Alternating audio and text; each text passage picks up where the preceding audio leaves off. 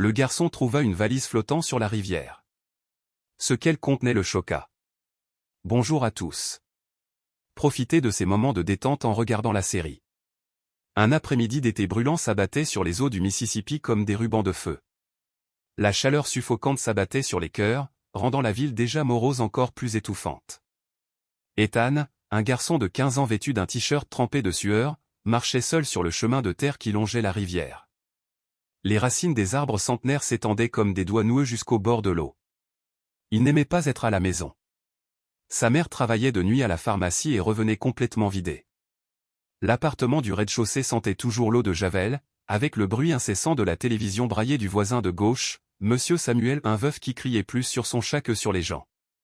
Ethan allait souvent seul jusqu'à la rivière, ramassant des galets ou simplement assis là à observer le courant.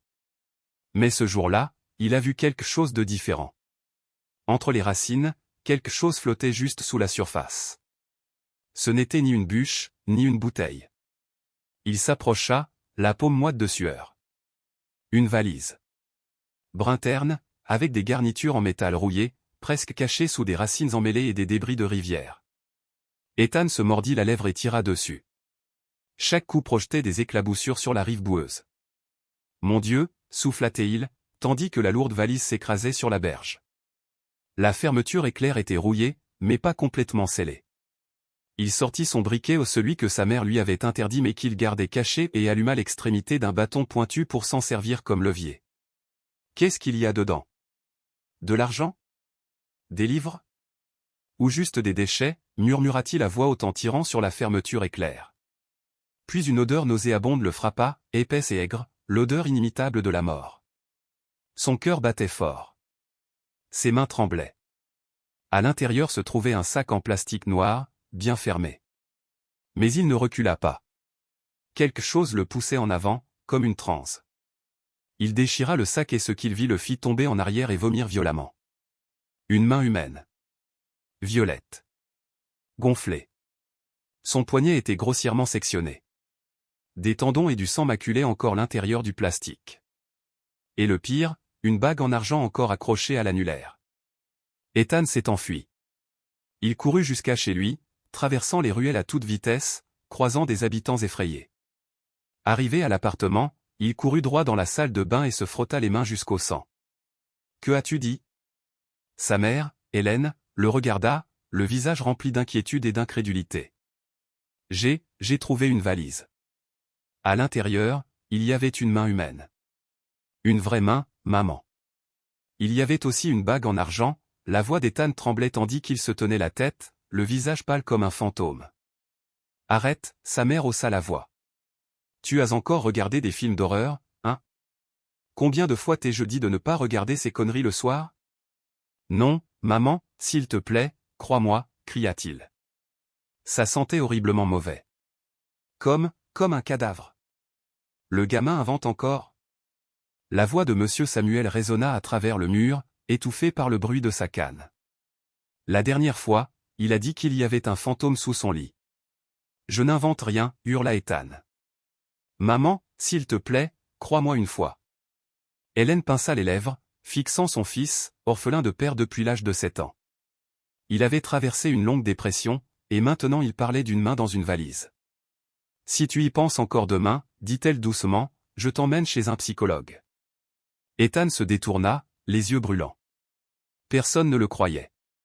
Personne. Le lendemain matin, Ethan s'est réveillé tôt et s'est précipité vers la rive de la rivière. Mais maintenant, ce n'était plus qu'un terrain vague, jonché d'empreintes de pas.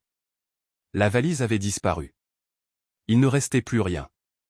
C'est pas vrai, murmura-t-il. C'est impossible qu'il ait disparu comme ça. Il s'accroupit, inspecta les racines. Creusa. À la recherche d'une trace sang, tissu, n'importe quoi.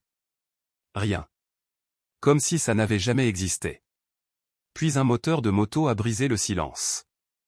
Une silhouette familière s'approcha, Monsieur John, le vieux voisin qui habitait 2 portes plus loin, promenait son chien. « Bonjour, Ethan. »« Que fais-tu au bord de la rivière si tôt » demanda-t-il gentiment. Ethan leva les yeux, tremblant. « J'ai vu une valise hier. Il y avait une main humaine dedans. Je le jure, Monsieur John. Monsieur John fronça les sourcils et inclina la tête. Une main humaine dans une valise? Ici? Tu es sûr?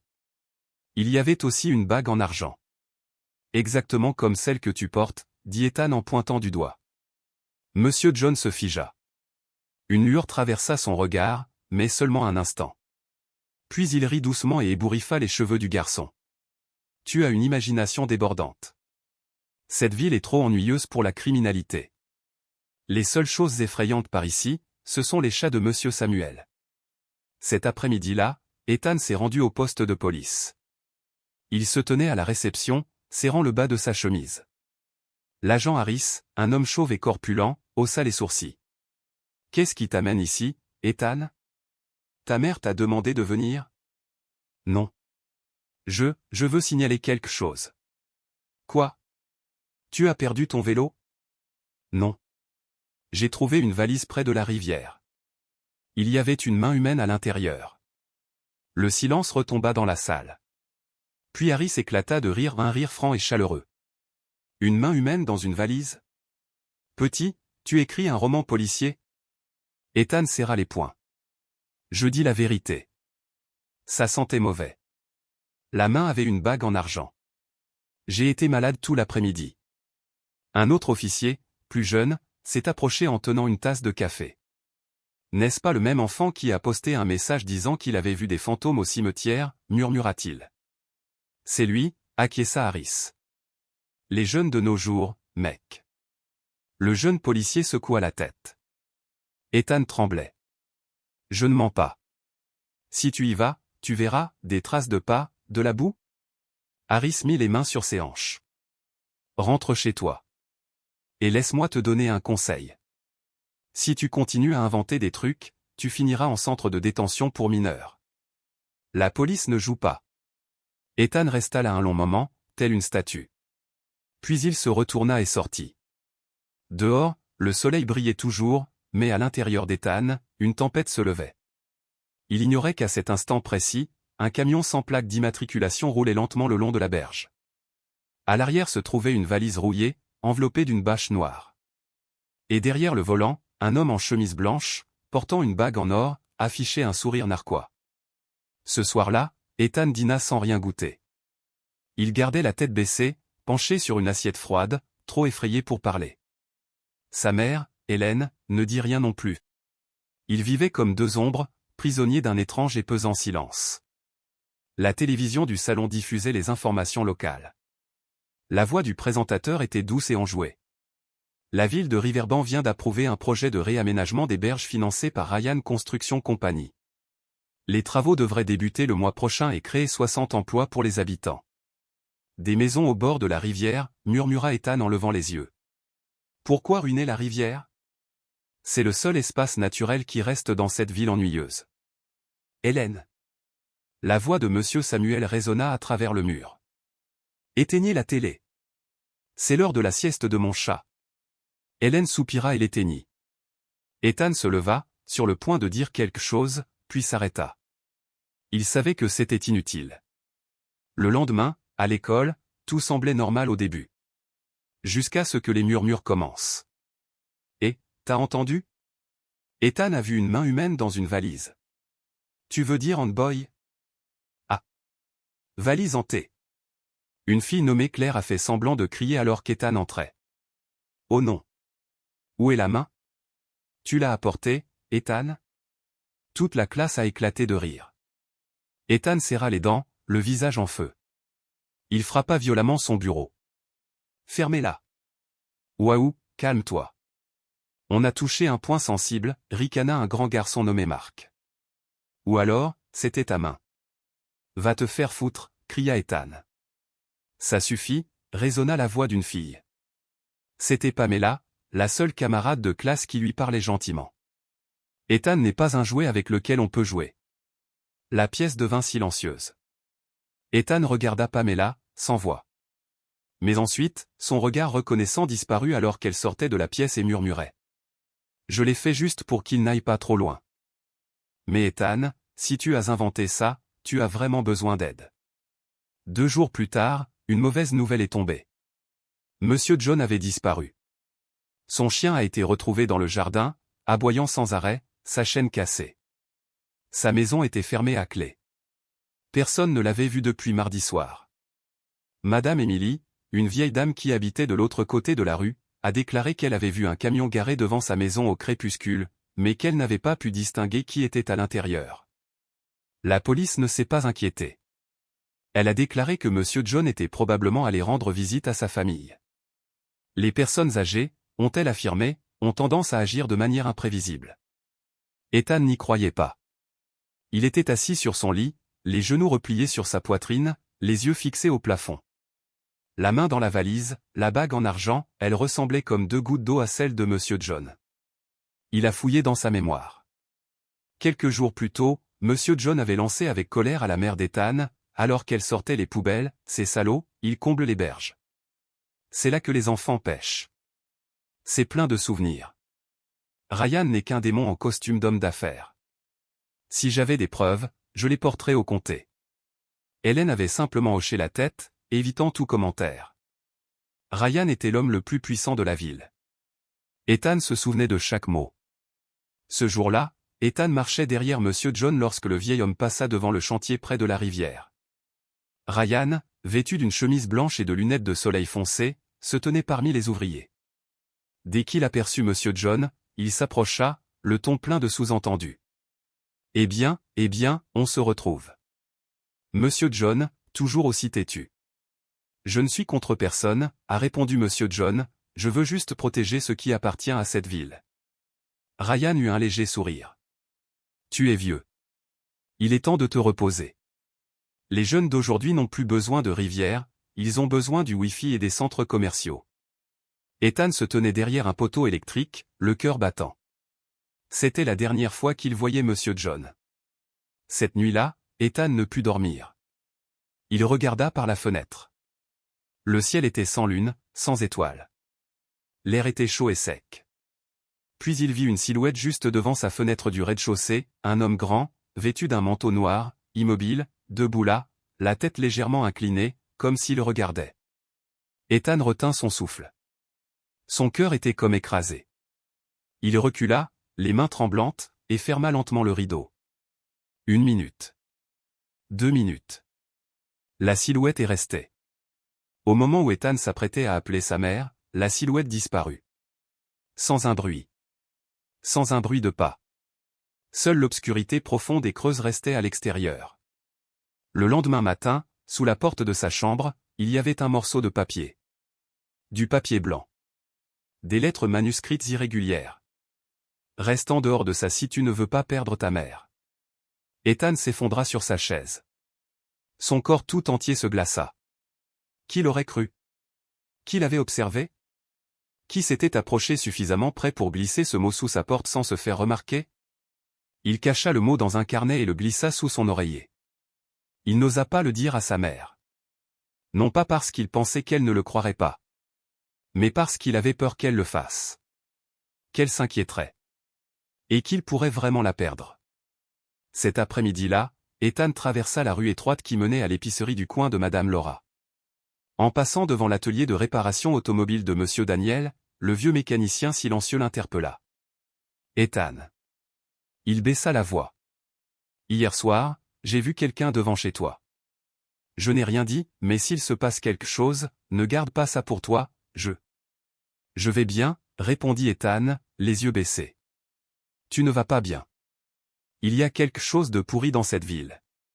Quand j'étais plus jeune, j'ai aussi parlé, et j'ai perdu mon travail du jour au lendemain. » Il regarda autour de lui et murmura.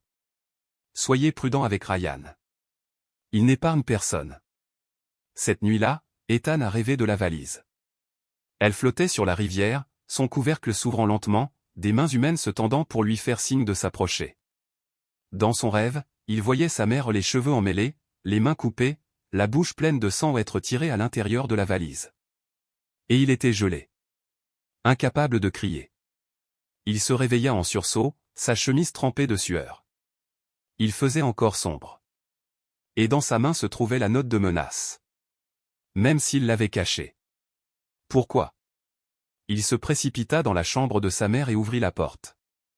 Elle dormait encore, ronflant légèrement.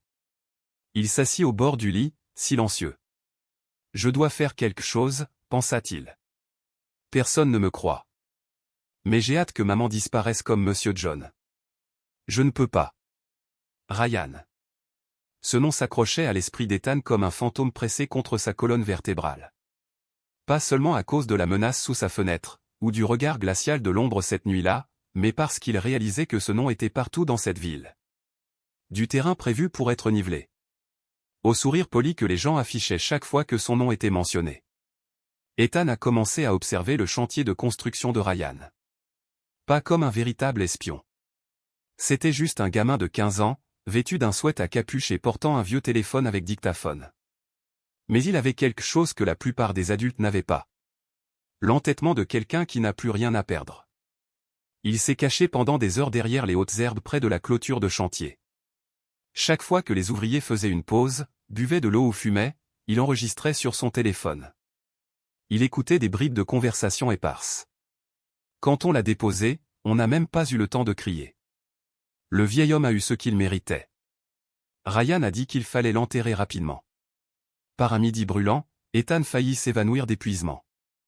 Il rampait près de la clôture quand soudain une voix l'appela. « Eh gamin! Qu'est-ce que tu fais ici ?» Il a sursauté. Un homme grand, portant des lunettes de soleil, une chemise noire et un tatouage sur le bras, se tenait derrière lui. Ethan a essayé de courir, mais l'homme l'a attrapé par l'épaule. « Je t'ai déjà vu fouiner, » grogna l'homme. « Tu veux finir comme le vieux John ?»« Lâche-moi, » se débattit Ethan. « Je passais juste par là. »« Personne ne passe comme ça en se faufilant comme toi, » siffla l'homme. « Écoutez bien. Ce n'est pas un terrain de jeu, sortez et ne revenez pas. » Il poussa Ethan au sol, puis s'éloigna en crachant de la salive teintée de sang à ses pieds. Ethan gisait là, écorché, meurtri. Mais serrant fermement son téléphone. L'enregistrement était toujours en cours. Cette nuit-là, il rentra chez lui et tenta de cacher ses blessures. Mais sa mère, Hélène, le remarqua immédiatement. « Oh mon Dieu, Ethan! Qu'est-ce qui t'est arrivé? Qui t'a fait ça? » « Je vais bien, maman, » dit-il en reculant. « J'ai juste glissé. Je le jure. »« Tu as glissé? Et ton visage ressemble à ça? Ne me mens pas, Ethan. Où étais-tu? Qui a fait ça? » Il resta silencieux. Puis il laissa échapper. « Je suivais Ryan. » Hélène se figea. « Tu as fait quoi? » « Maman, tu dois me croire cette fois, » dit Ethan d'un ton rapide, essoufflé. Monsieur John n'a pas simplement disparu. Ryan est la dernière personne qu'il a vue. Et cette valise, la main à l'intérieur. Ça suffit. Hélène l'attrapa par les épaules. Tu sais seulement ce que tu dis? Tu accuses l'un des hommes les plus puissants de la ville. Je vais perdre mon travail. Tu seras arrêté. On n'a pas l'argent pour se battre contre quelqu'un comme lui. Maman, si je ne fais rien, tu pourrais être la prochaine, s'étrangla Ethan. S'il te plaît, ne le dis à personne. N'appelle pas la police. Hélène se couvrit le visage. Ses épaules tremblaient. Au bout d'un moment, elle murmura. Alors, qu'est-ce que tu comptes faire? Tu n'es qu'un enfant. J'ai des preuves. Il sortit une clé USB de sa poche. Des enregistrements. Des vidéos. Tout ce que j'ai entendu. Je vais le donner à quelqu'un de confiance. Après de nombreuses nuits blanches, Ethan choisit l'agent Robert. Ce policier qui était venu un jour à l'école pour parler de civisme. Il semblait bienveillant. Il avait un jour aidé une vieille dame à retrouver son vélo volé. Ethan s'est dit qu'il n'avait probablement aucun lien avec Ryan. Il a placé la clé USB dans une enveloppe avec une note. S'il vous plaît, ne laissez pas cette vérité mourir avec moi. Tôt le lendemain matin, il se tenait devant le poste de police, tremblant, tandis que Robert sortait de sa voiture. Ethan courut vers lui. « Officier Robert, j'ai quelque chose. C'est vraiment important. S'il vous plaît, gardez-le précieusement. » Robert le regarda, fronça légèrement les sourcils, puis hocha la tête et accepta l'enveloppe. Cette nuit-là, Ethan ouvrit son ordinateur pour vérifier sa copie de sauvegarde, elle avait été supprimée. Plus étrange encore, Le compte de messagerie qu'il utilisait pour envoyer une sauvegarde au journaliste Addison, un nom trouvé en ligne, avait été désactivé. Il a commencé à paniquer. Tard dans la nuit, après que sa mère fut couchée, il sortit sur le balcon pour sentir le vent. La brise était légère. Le lampadaire vacillait. Soudain, son téléphone vibra à un message d'un numéro inconnu. Belle clé USB, mais qui va croire un petit garçon menteur comme toi? Il resta figé. Le lendemain, 2 policiers ont frappé à la porte. Ethan Walker? Demanda l'un d'eux. Oui, c'est moi, balbutia Teil. Tu dois venir avec nous à la gare. Sa mère s'est précipitée dehors, alarmée. Que se passe-t-il? Qu'a fait Ethan? Nous avons reçu un signalement selon lequel il propage de fausses informations et trouble l'ordre public, a déclaré un policier sans ambages. S'il continue, il pourrait être placé en détention pour mineur. Non, ce n'est qu'un enfant, s'écria Hélène. Nous suivons le protocole. Veuillez ne pas intervenir, dit la voix froide. Tout l'immeuble murmurait. Quelques vieilles dames regardaient derrière leurs rideaux, pointant du doigt et chuchotant. Ethan a été libéré après 1 heure d'interrogatoire. Aucune preuve tangible n'a été trouvée, mais le mal était fait. La semaine suivante, sa mère, une femme bienveillante et résiliente, a été licenciée de la pharmacie. Le motif indiqué dans la lettre de licenciement était « manquement aux normes d'éthique professionnelle ». Atteinte à l'image publique de l'entreprise. Ethan lut la lettre, les mains tremblantes. « C'est ma faute ?» Hélène ne dit rien. Elle entra simplement dans sa chambre et ferma la porte. Cette nuit-là, Ethan l'entendit pleurer à un cri étouffé, suffocant, comme si quelqu'un lui serrait la gorge de l'intérieur. À partir de ce jour, plus personne dans l'immeuble ne lui dit bonjour. Monsieur Samuel, l'homme qui se plaignait autrefois de son chat, claquait désormais sa porte à chaque passage d'Ethan. Pamela, sa camarade de classe, évitait son regard. Marc et ses amis jetaient parfois des pierres sur sa porte d'entrée, s'enfuyant en riant. Il était devenu un fantôme. Un garçon chassé. Une nuit, il était assis près de la fenêtre, fixant le dernier message du numéro inconnu. En bois, tu aurais dû rester silencieux comme les autres. Ethan a éteint son téléphone. Il sortit la note de menace originale. Le papier était froissé et usé. Il le compara au message. Même écriture. Même froideur. La pluie commença à tomber, la première tempête de la saison. Elle martelait le toit, tambourinait contre les vitres et se mêlait au désespoir qui submergeait le cœur d'Ethan. Il a fondu en larmes. Personne ne l'a cru. Personne ne voulait l'aider. Il pensa à la main dans la valise. Il pensa à sa mère, endormie, l'air triste. Il pensa à la silhouette de cette nuit-là, et à Ryan, avec ce sourire sinistre et ces mots prononcés sur le chantier. Tout est nettoyé. Personne ne trouvera rien. Ethan murmura, je ne te laisserai pas enterrer toute cette ville avec tes secrets. Le vent de la rivière lui piquait le visage tandis qu'il suivait tranquillement le chemin de terre menant au chantier. Un éclat de lune flottait paresseusement dans le ciel noir, n'offrant aucune lumière à ses pas. Il glissa dans la boue trempée de racines. L'horloge à son poignet clignotait, 2h41 du matin. Sa mère dormait profondément après 3 jours de recherche d'emploi infructueuse. Il n'en fallait pas plus pour comprendre pourquoi.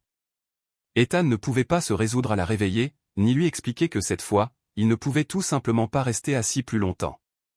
Il avait besoin de preuves, à tout prix. Ethan se dirigea vers les conteneurs en bordure du chantier, des logements temporaires pour les ouvriers et les chefs de chantier embauchés par Ryan. Il savait qu'il n'y avait pas de caméra publique là-bas, Ryan était trop malin pour laisser une trace. Il a rampé jusqu'à la clôture de barbelés, se déchirant l'épaule au passage. Dans sa poche se trouvait un nouvel enregistreur vocal, son téléphone et un morceau de carte qu'il avait dessiné de mémoire indiquant les points de livraison, les hangars abandonnés et un endroit suspect où M. Jones s'était disputé avec Ryan. Soudain, un faisceau de lampes de poche a balayé le sol. Ethan s'est effondré dans l'herbe, retenant son souffle. « Tu entends quelque chose ?» demanda une voix grave. « Je ne sais pas. J'ai cru entendre un bruissement près du tas d'ordures. » 2 hommes en uniforme de chantier passèrent, l'un tenant un bâton, l'autre une lampe torche. Ils hésitèrent un instant, puis poursuivirent leur chemin. Leurs pas s'éloignèrent. Ethan attendit encore quelques minutes, puis continua à ramper. Chaque centimètre en avant lui donnait l'impression de se déchirer les entrailles non seulement par peur d'être attrapé, mais aussi parce que ce n'était plus un jeu de mystère pour adolescents. C'était une question de vie ou de mort. Près d'un terrain affaissé, il aperçut une bâche noire drapée sur une structure en bois. En dessous se trouvait une fosse peu profonde, à moitié remplie. Quelque chose empestait. Ethan s'approcha, les mains tremblantes. Il s'accroupit et souleva lentement la bâche. Juste une pile de sacs de ciment humide. Mais le sang séché sur le bord de la bâche était indéniable. Il alluma l'enregistreur et murmura, 17 juin, arrière de l'entrepôt. Plusieurs signes suspects. Sang séché sur des déchets. Odeur nauséabonde. Semblable à la valise. Un clic aigu résonna derrière lui. Ethan se retourna. Un homme, chauve, avec une barbe et les yeux injectés de sang, se tenait là, tenant un tuyau en métal. Fils de... Pas le temps de courir. L'homme se balança et frappa l'épaule d'Ethan avec le tuyau. Ethan hurla et s'effondra dans la boue, serrant toujours son enregistreur. L'homme lui a donné un violent coup de pied dans le ventre. Tu veux être le prochain, hein? Tu penses qu'on est une blague? Ethan se releva précipitamment, le sang coulant sur son front, les dents serrées. Tuez-moi, Altateil, mais j'ai déjà tout sauvegardé. Je l'ai envoyé. Si je disparais, toute la ville le saura. L'homme se figea, plissa les yeux de suspicion. Envoyé? À qui? Ethan ne répondit pas. Il rugit et jeta l'enregistreur dans les buissons, puis se précipita vers la clôture. Des pas résonnèrent derrière lui. Le cœur d'Ethan battait comme un tambour de guerre. Il sauta par-dessus la clôture, son talon frôlant un éclat d'acier barbelé ou une profonde entaille. Il ne sentit rien. Des cris résonnèrent derrière lui. Tu es mort, petit. Mais Ethan avait déjà disparu dans l'obscurité. Il lui fallut près d'une heure pour rentrer chez lui, trempé et épuisé. Sa mère dormait encore, inconsciente de tout. Il se glissa dans sa chambre, verrouilla la porte, lava rapidement ses blessures et cacha le nouvel enregistreur vocal sous le lit, sous le tiroir en bois où il gardait ses costumes d'enfance. Son bras lui faisait mal. Sa jambe saignait. Ses yeux étaient enfoncés. Mais il était vivant. Le lendemain matin, Hélène remarqua sa chemise déchirée, son épaule meurtrie et ses pas boiteux à nouveau. Ethan, je n'en peux plus. Ne dis rien, Altateil. Si tu parles, si tu le signales, je te jure que la prochaine fois, tu ne te réveilleras pas. Elle fondit en larmes et le serra dans ses bras. Oh mon bébé, il te tue, et me tue aussi. Non, murmura Ethan. Ils ne gagneront que si nous gardons le silence. Ce soir-là, Ethan s'est faufilé au bureau de poste et a envoyé une copie de la clé USB transférée depuis l'enregistreur à une vieille adresse trouvée dans le magazine de sa mère, celle de Paul Sanders, un journaliste indépendant qui avait enquêté sur la corruption dans le Missouri. Il ne savait pas si l'homme était toujours actif, mais il devait prendre le risque. Il a collé une petite note à l'intérieur de l'enveloppe, écrite au crayon. Si vous croyez encore en la justice, veuillez écouter ce qu'il y a à l'intérieur. Puis il quitta tranquillement le bureau de poste, marchant seul sous la pluie fine, le cœur battant comme un marteau contre ses côtes. Le lendemain, il se rendit à l'école non pas pour assister aux cours, mais pour récupérer un tract de propagande de Ryan sur le projet Riverbank. Il en déchira un morceau et le fourra dans la poche de sa chemise, comme pour rassembler des preuves pour une affaire qui n'avait pas encore été ouverte. Sur le chemin du retour, Pamela l'a appelé. Ethan. Il s'est arrêté. J'ai entendu dire que tu avais encore été attaqué. Il est resté silencieux. Tu ne peux pas faire ça tout seul. Ils te tueront. Je n'ai pas le choix, répondit Ethan, le regard froid. Tu me crois? Pamela hésita, puis dit doucement. Je ne suis pas sûr, mais si tu as besoin de moi, je garderai ton secret. Cette nuit-là, le téléphone d'Ethan a vibré avec un message provenant d'un numéro inconnu. Dernier avertissement. Dites un mot de plus et vous disparaîtrez comme John. S'y joint une photo de sa mère rentrant du marché. Ses mains s'engourdirent. Il vomit dans la poubelle, puis s'effondra par terre, recroquevillé comme un chaton noyé. Seul. Un enfant au cœur de la nuit, entouré d'ombres menaçantes. Il murmura entre ses dents serrées, « S'il vous plaît, quelqu'un, s'il vous plaît, croyez-moi. » Une semaine après avoir envoyé la clé USB à Paul Sanders, Ethan n'avait toujours aucune nouvelle. Aucune réponse. Aucun email. Aucun appel. Rien. Il a commencé à s'inquiéter. Il se demandait, et s'il ne l'avait pas reçu? Et s'il avait été intercepté? Et s'il était déjà mort? Il n'osa pas demander à sa mère. Hélène n'était plus la mère douce qu'elle était autrefois. Elle resta silencieuse, les yeux rouges, comme si elle avait à peine tenu debout avant qu'une nouvelle vague de mauvaises nouvelles ne la submerge. Elle venait de commencer à travailler comme domestique temporaire pour une famille aisée à la périphérie de la ville, chez le maire adjoint Steven. Un travail qu'elle accepta sans autre option, faute d'argent. L'espoir aussi. Ethan savait qu'il ne pouvait pas échouer à nouveau. Un après-midi, il s'est présenté au commissariat, l'air épuisé. Il a demandé à parler au lieutenant Alan Cooper, connu en ville pour être neutre, sans lien avec Ryan. Les gens murmuraient souvent, s'il reste quelqu'un d'honnête ici, c'est Cooper. Cooper était un homme d'une cinquantaine d'années, à l'expression froide, aux cheveux lissés en arrière et aux chemises impeccablement repassées. Il ne souriait pas. Il ne serrait pas la main. Il hocha simplement la tête lorsqu'Ethan posa l'enveloppe sur son bureau. « Qu'est-ce qu'il y a dedans » demanda Cooper sèchement. « Des preuves attestent que M. John a été assassiné. Et que le chantier de Ryan est utilisé pour se débarrasser des corps. » Ethan déglutit. Des enregistrements. Des vidéos. Des cartes dessinées à la main. J'ai été suivi, battu, menacé. Si vous ne me croyez pas, je ne peux me tourner vers personne d'autre. Cooper fronça les sourcils et jeta un coup d'œil à l'enveloppe. Il ne l'ouvrit pas. Il fixa Ethan un long moment, comme s'il scrutait chaque cellule de la tête du garçon. Puis il s'est levé et a dit, « Rentrez chez vous. Si vous avez quelque chose à ajouter, je vous contacterai. » Cette nuit-là, Ethan n'arrivait pas à dormir. Il n'arrêtait pas de regarder son téléphone, espérant un message, un appel, une réponse de Cooper. Mais tout ce qu'il a obtenu, c'est le silence. À 4 heures du matin, il a reçu un courriel envoyé depuis une adresse anonyme. De Cooper.com. Objet, une erreur de confiance. Contenu, petit, tu pensais vraiment que j'étais sur la touche? Tu viens de signer ton arrêt de mort.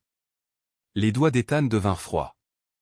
Il s'est précipité pour vérifier son dossier de sauvegarde. Vide. La vieille clé USB est cassée. Fichier supprimé. Son esprit tournait. Il se précipita dans la poubelle, haletant, frappant le mur. Une fois de plus, il avait placé toute sa confiance en un adulte. Et une fois de plus, il fut trahi.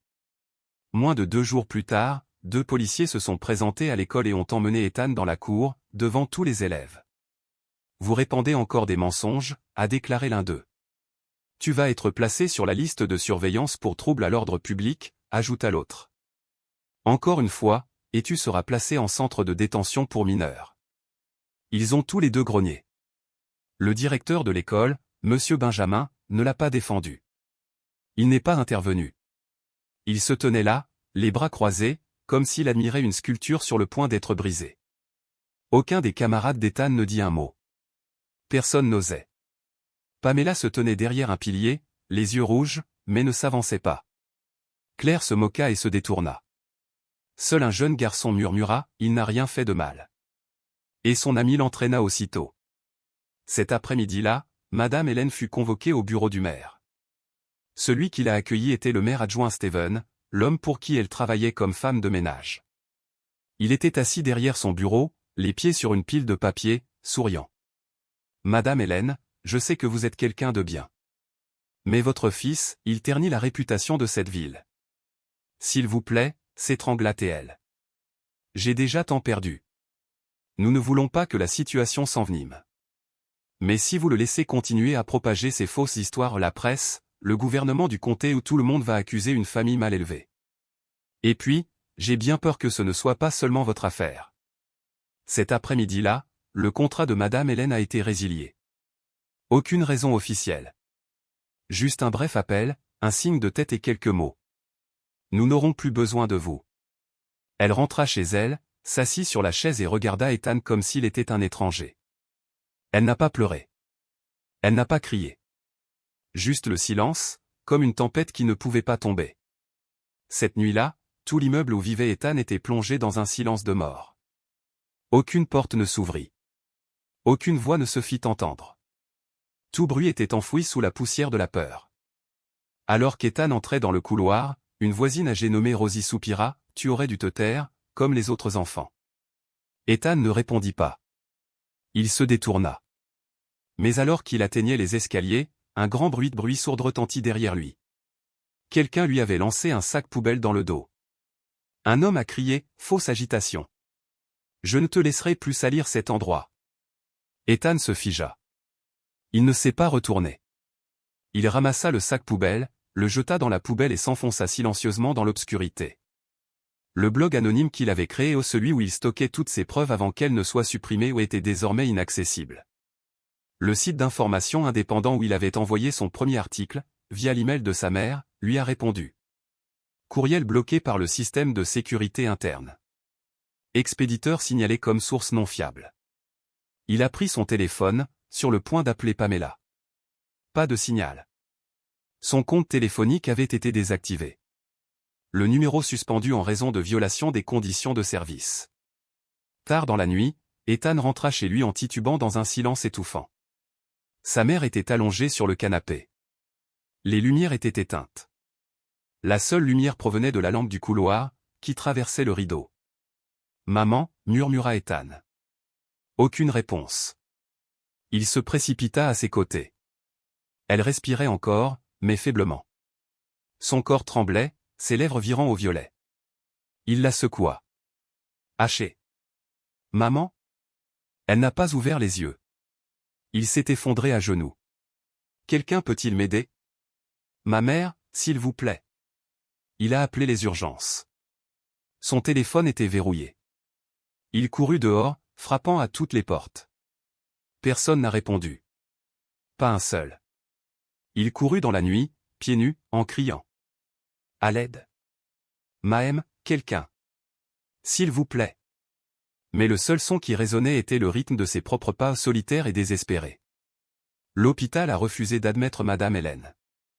Non pas parce qu'ils étaient surpeuplés, mais parce que, pas assez critiques. C'est ce que dit l'infirmière de service, quand Ethan se précipita, la chemise tachée de sang, en balbutiant son « s'il vous plaît ».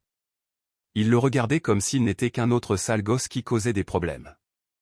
Nous avons besoin de documents d'assurance pour prodiguer des soins.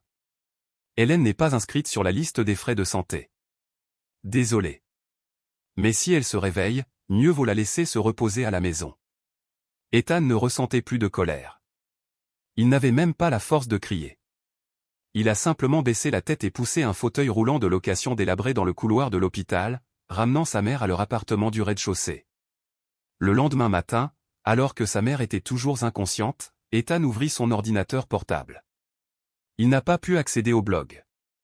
Tous les messages concernant Monsieur John, la valise, Ryan, tout avait disparu du stockage cloud qu'il utilisait. Pas simplement supprimé. Remplacé par une ligne de refroidissement. 404 Le garçon n'existe pas. Il s'est connecté à son email. Mot de passe incorrect. J'ai essayé de le réinitialiser. Échoué. Il a tenté d'utiliser un compte de secours pour envoyer un nouvel article à un autre média indépendant.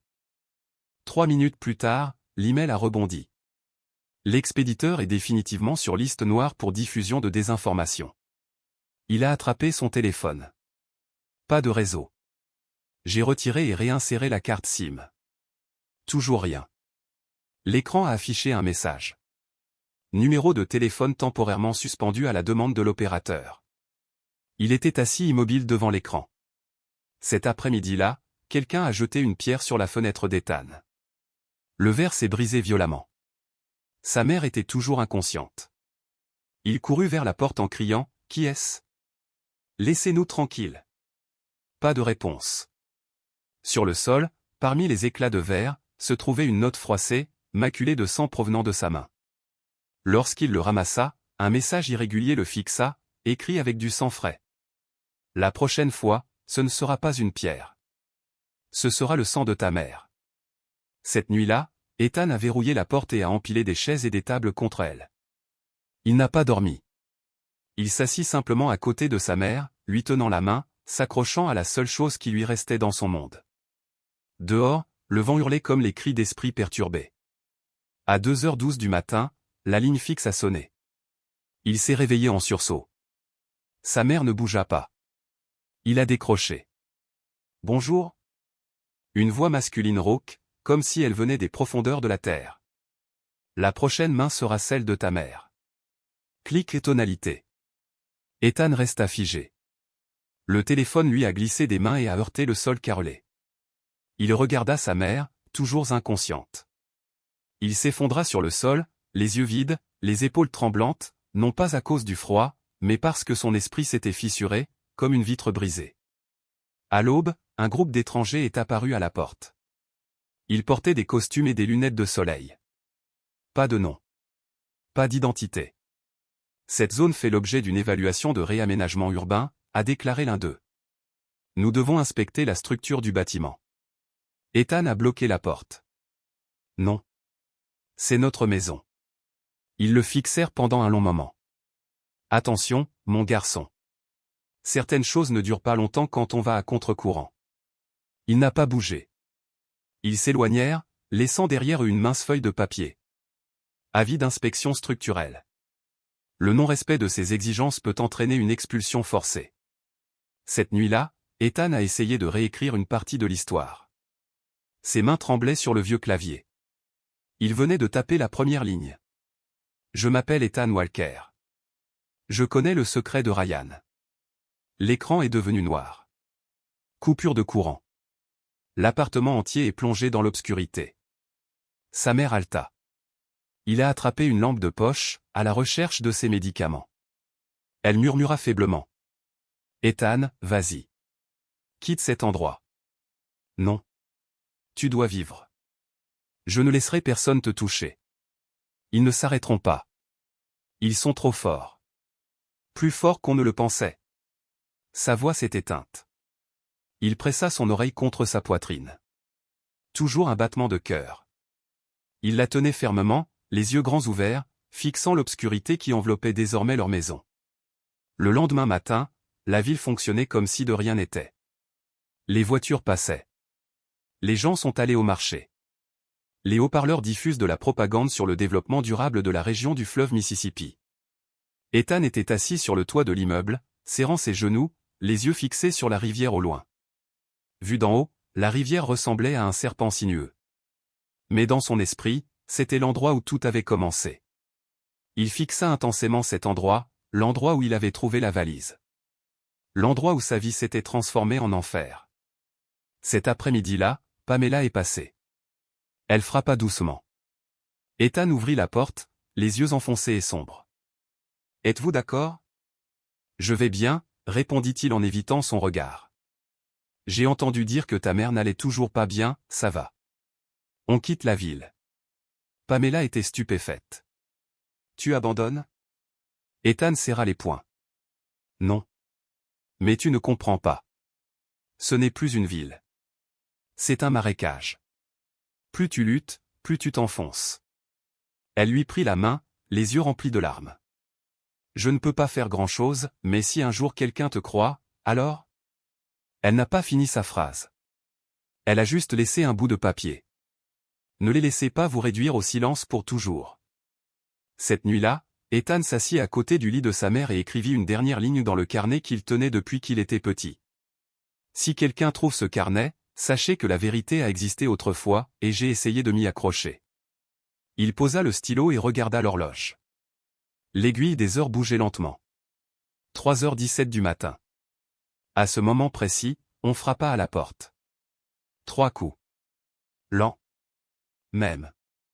Froid. Ethan ne bougea pas. Sa mère dormait encore. On frappa à nouveau, plus fort cette fois. Il marcha jusqu'à la porte, se tint derrière la barricade, ne respira pas, n'osa pas regarder à travers le judas. Il n'y avait personne dehors. Seul un morceau de papier glissait sous la porte. Nous te laisserons vivre. Mais tu resteras silencieux pour toujours. Ethan s'assit, juste devant la porte. Je n'ai pas pleuré. Je n'ai pas parlé. Il n'y a plus rien à perdre. Il ne reste plus rien à protéger. Il ferma le carnet, appuya sa tête contre le mur et laissa l'obscurité s'infiltrer lentement, comme si elle n'était jamais vraiment partie. 3 jours se sont écoulés après la menace finale. L'appartement n'était plus éclairé. L'obscurité ne couvrait pas seulement le plafond. Cela a englouti le cœur d'Ethan. Sa mère n'avait pas complètement repris connaissance. Elle n'ouvrit les yeux que brièvement avant de retomber dans le délire. Les fièvres continuaient. Mais l'hôpital a toujours refusé de l'admettre. Soins à domicile, ont-ils dit. Puis il s'est détourné. Ethan a arrêté de vérifier ses emails. Il a arrêté d'allumer son ordinateur. Il n'avait qu'une seule tâche par jour. Assieds-toi à côté de sa mère. Essuie son front. Verser de l'eau salée diluée. Et attends. Attendre quelque chose qu'il ne savait même plus définir. Le 4e jour, Ethan a essayé d'allumer à nouveau un téléphone. Il avait secrètement acheté une nouvelle carte SIM à un vendeur ambulant nommé Nick, la seule personne qui lui souriait encore en ville. Gardez le silence, dit Ethan en lui tendant un billet plié. Nick fit un clin d'œil. Je ne sais pas qui tu es, gamin, mais si tu essaies de te cacher, n'utilise pas ton vrai numéro. Ethan a allumé le téléphone. J'ai inséré la carte SIM. Je n'ai contacté personne, je voulais juste vérifier quelques points. Il s'est rendu dans ses anciennes archives vidéo, celles où il avait autrefois téléchargé de courts extraits de conversations douteuses sur le chantier. Message d'erreur, la vidéo ne respecte pas les règles de la communauté. Compte suspendu. Il a accédé au cache web, celui qui stockait les anciennes versions. Message d'erreur, page archivée introuvable. Page supprimée à la demande d'une autorité. Il a tapé son propre nom dans la barre de recherche. Blog d'Ethan Walker Riverban. Aucun résultat. Aucun article. Pas de photo. Pas même un ancien statut. Comme s'il n'avait jamais existé en ligne. Il a essayé d'accéder à un ancien forum où quelqu'un avait un jour commenté anonymement. J'ai vu la valise aussi. Ce compte a été supprimé. Le post a disparu. Il ne reste qu'un seul commentaire. D'un utilisateur nommé Veritas789. L'histoire de ce garçon est un fantasme. Arrêtez de répandre cette folie. Il n'y avait pas de valise. Pas de Monsieur John. Rien du tout. Ethan a laissé tomber le téléphone. Il s'assit contre le mur, regardant fixement la pièce plongée dans le noir complet. Sa mère restait immobile, sa respiration rapide et faible. Il se demandait. Ai-je vraiment vu la valise? Ai-je vraiment vu la main avec la bague en argent? Monsieur John a-t-il vraiment disparu, ou ai-je vraiment perdu la tête? Perdu dans ses pensées, il entendit frapper à la porte. Doux. Très doux. Ethan ne bougea pas. On frappa à nouveau. 3 coups, comme avant. Il s'est levé. Ne portant rien. Aucune arme. Aucune explication. Il a ouvert la porte. Une femme étrange se tenait là. Cheveux noirs. Lunettes de soleil. Porteur un manteau épais en plein été. Êtes-vous Ethan Walker? Demanda-t-elle d'une voix basse mais claire. Oui. Je suis un ami de Paul Sanders. Il a bien reçu votre enveloppe. Mais il a été arrêté 3 jours plus tard pour obstruction à un chantier dans le Missouri. Ethan se figea. Puis il murmura, alors tu es. Je m'appelle Addison, dit-elle. Journaliste indépendant. Je ne travaille pas pour les médias grand public. Je suis venu ici parce que je vous crois. Le cœur d'Ethan battait fort. Il a reculé. Quel genre de piège est-ce? Sais-tu combien de personnes m'ont trahi? Je n'ai pas besoin que tu me fasses confiance. J'ai juste besoin que tu me dises tout, chaque détail, chaque fragment. Et si je peux le vérifier, je le publierai. Pas de flic. Aucune agence gouvernementale. Juste toi et moi, et la vérité. Ethan était silencieux. Puis, après presque 1 minute, il ouvrit la porte plus largement. Entrez. Mais tu dois me promettre que si je disparais, tu raconteras toute l'histoire. Même les parties où je me suis trompé. Là où j'étais faible. Là où j'avais peur. Addison hocha la tête. La promesse d'un journaliste. Pas de pseudonyme. 2 heures plus tard, Addison quitta l'appartement sombre. Portant une carte dessinée à la main du chantier. 3 pages de témoignages manuscrits. La note de menace tachée de sang. Et la seule photo survivante découpée dans un vieux dépliant montre Ryan debout à côté du maire adjoint Steven. Avant de partir, elle posa une main sur l'épaule d'Ethan. « Tu es toujours en vie. Ça veut dire que tu as déjà gagné la moitié de la bataille. » Ethan eut un léger sourire. « Tu as tort. Je ne suis pas en vie. Je ne suis tout simplement pas encore mort. » Addison n'a rien dit. Elle se retourna et s'éloigna, laissant le garçon debout devant l'appartement sombre, avec sa mère inconsciente derrière lui, et un traumatisme gravé dans chaque veine. Cette nuit-là, la ligne fixe a sonné une dernière fois. Ethan le ramassa, les mains tremblantes. « Bonjour ?» C'était la même voix. Profond. Grille. Comme du métal qui gratte du béton. « Tu ne sais pas ce que tu as commencé. Ta mère n'est que le prélude. Si quelqu'un la prend, si ton nom réapparaît en ligne, le sang ne sera pas qu'un avertissement. » Ethan ne dit rien. Il écouta, puis raccrocha. Il alla à la fenêtre et contempla le Mississippi, là où tout avait commencé. Il parla doucement, juste assez fort pour l'entendre, « Je ne suis qu'un enfant, mais la vérité ne peut pas rester éternellement enfouie dans la boue. » Puis il s'assit, prit son stylo et écrivit une ligne de plus dans son carnet, jour 17. « J'ai tout dit. Maintenant, j'attends. » Il ferma le carnet, éteignit la lumière et s'adossa au mur. Dans le noir complet, pas de rêve, pas de larmes, pas d'espoir. Que du silence. 3 jours après qu'Addison eut quitté l'appartement sombre d'Ethan, la ville de Riverbend demeurait calme, comme si elle ignorait la tempête qui se formait doucement. Addison était assise dans un petit café près de la vieille église Saint-Michel. Elle portait une veste de voyage et des lunettes de soleil surdimensionnées. Sur la table, une tablette, une tasse de café noir sans sucre et un carnet rempli de gribouillis denses.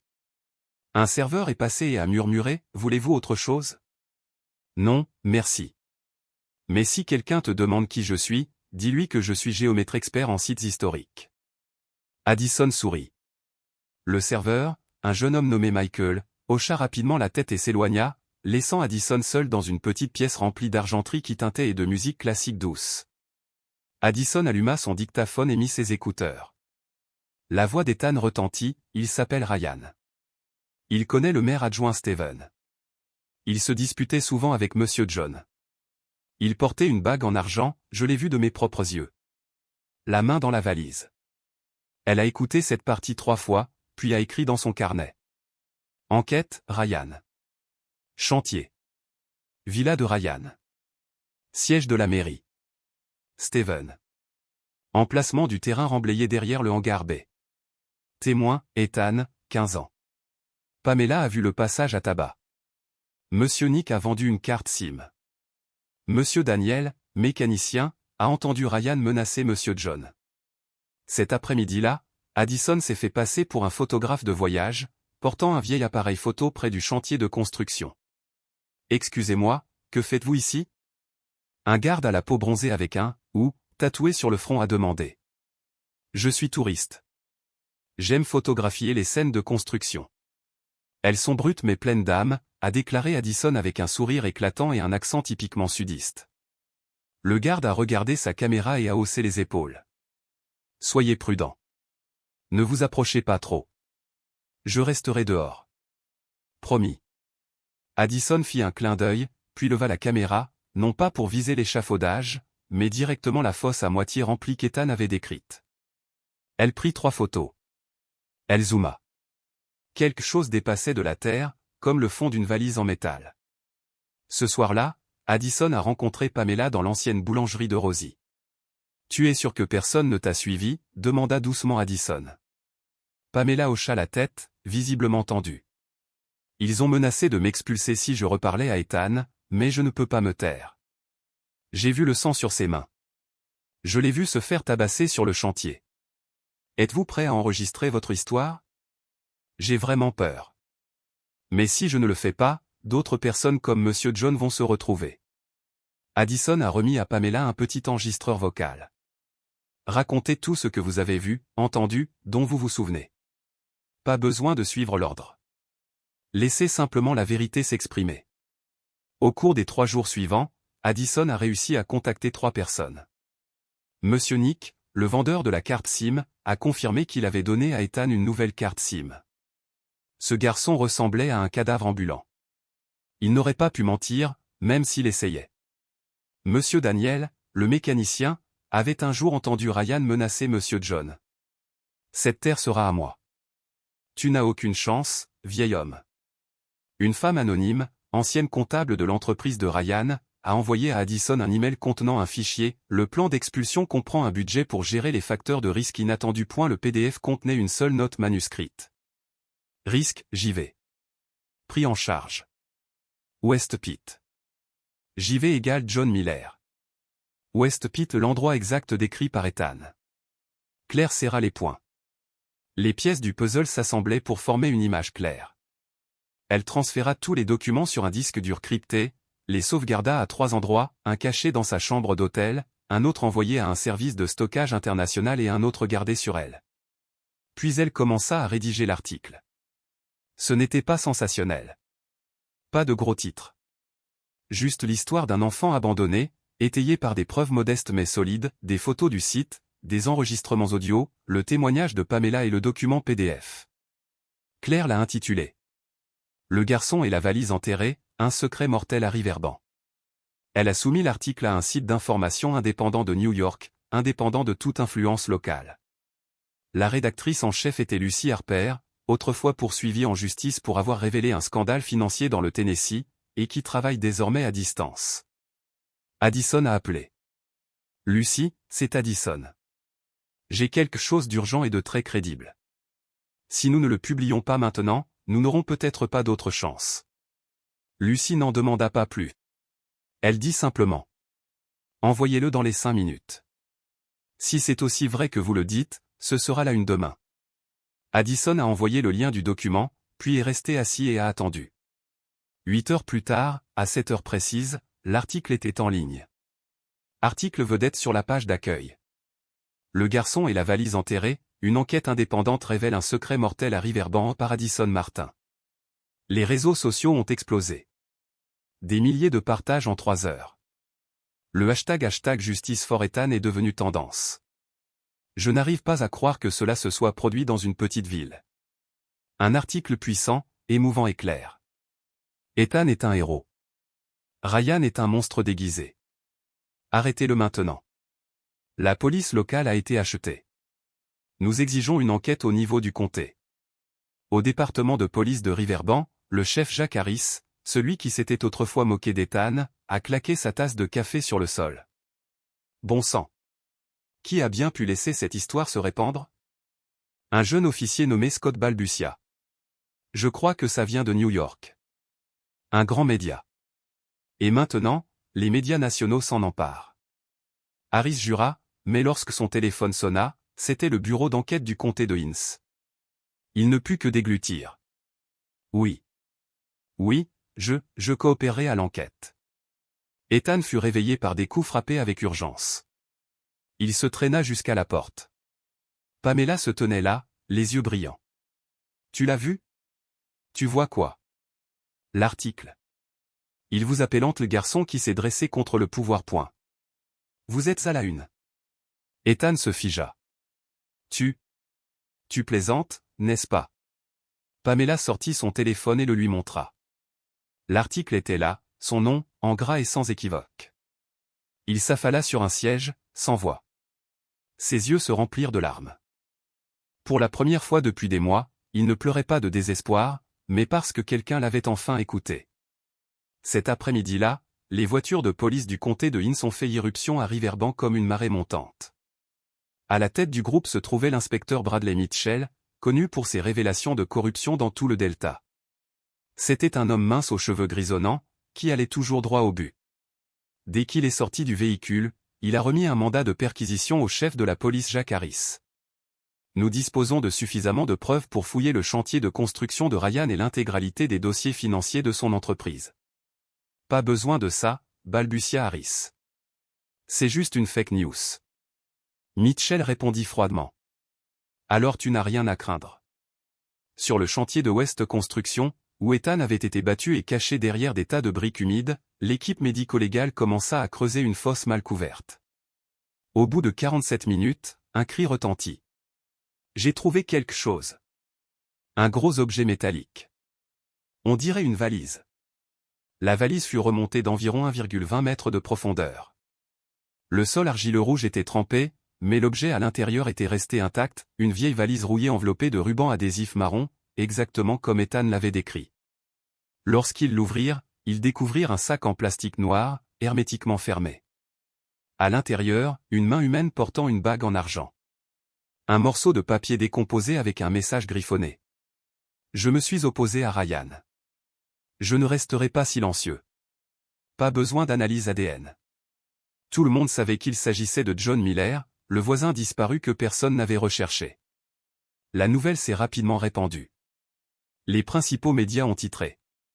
Un corps retrouvé sous le chantier de construction de Ryan, les allégations d'Ethan confirmées. Un secret terrifiant à Riverbank, un système de dissimulation dévoilé. Un journaliste de l'actualité nationale se tenait en direct devant le site. Il s'agit du cas le plus grave survenu dans le Delta ces 10 dernières années. Un adolescent de 15 ans a été isolé, menacé et a failli perdre sa mère, tout cela parce qu'il a osé parler. Ryan a été arrêté alors qu'il déjeunait dans un restaurant de luxe à Inns. Il portait un costume blanc, des lunettes de soleil et souriait toujours. « Tu sais qui je suis » grogna-t-il.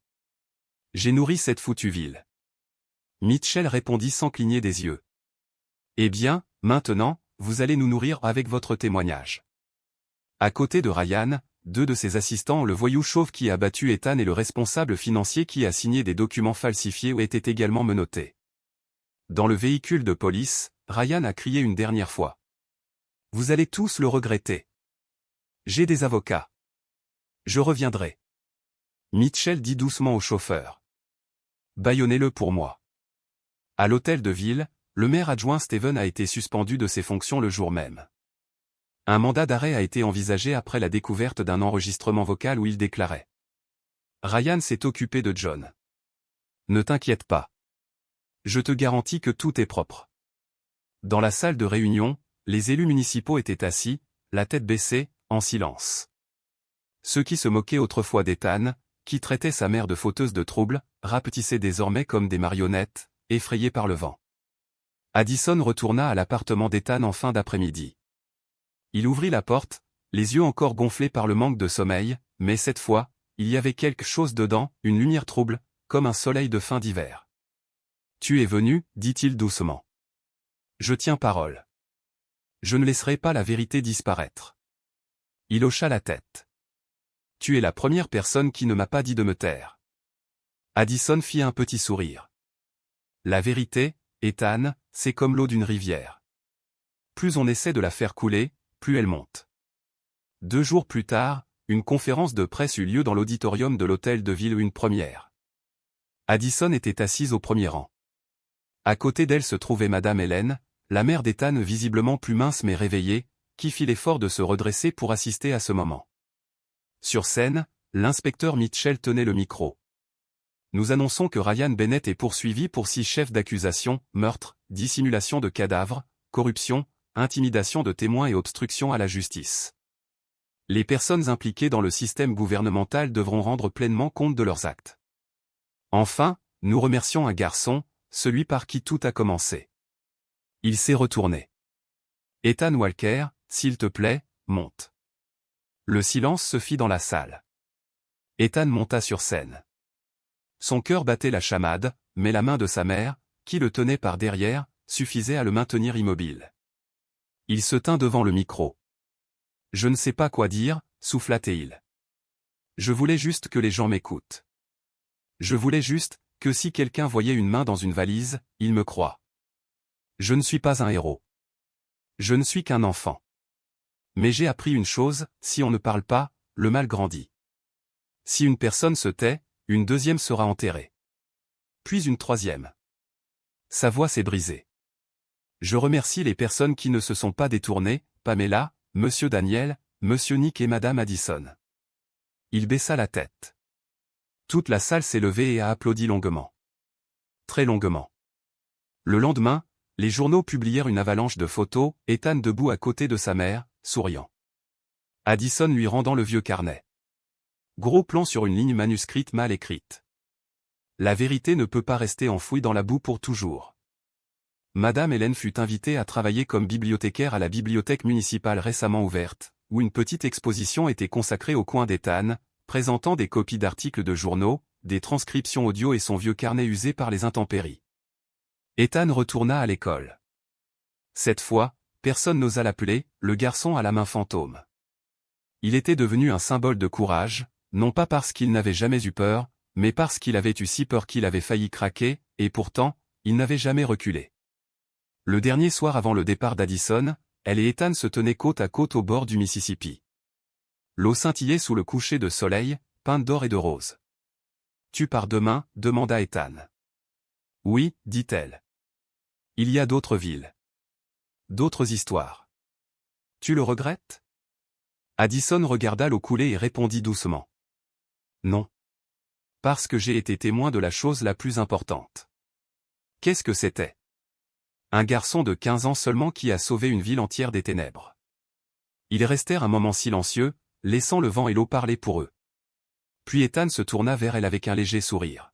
« Je ne suis qu'un enfant, mais la vérité ne peut pas rester éternellement enfouie dans la boue. L'histoire d'Ethan nous l'enseigne, la vérité peut être enterrée, réduite au silence, voire traquée. Mais si une seule personne ose parler, la lumière finira toujours par revenir. » Bien qu'il ne fût qu'un enfant impuissant, Ethan a contraint tout un système à s'incliner. La plus grande leçon est la suivante. Le courage ne vient pas de l'âge.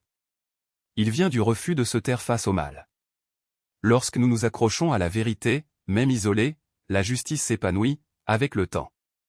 Si cette histoire vous a touché, nous vous invitons à l'aimer et à vous abonner à notre chaîne. Votre soutien nous donne la force de continuer à partager des histoires touchantes presque chaque jour. Merci du fond du cœur. À bientôt.